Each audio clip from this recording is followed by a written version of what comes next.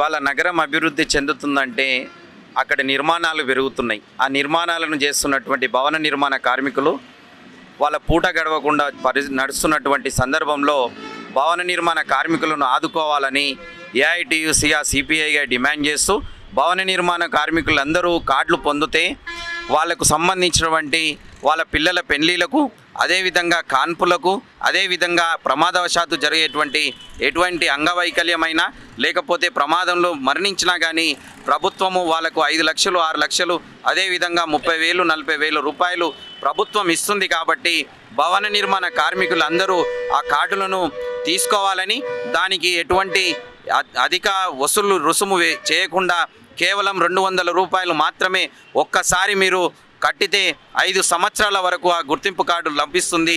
దానికి కావాల్సినటువంటి మద్దతు సహకారం సిపిఐగా ఏఐటిఎస్గా ఉంటుంది. కాబట్టి భవన నిర్మాణ కార్మికులందరూ ఈ ప్రభుత్వ గుర్తింపు కార్డును పొందాలని సిపిఐగా ఏఐటిఎస్గా చెప్తున్నాం.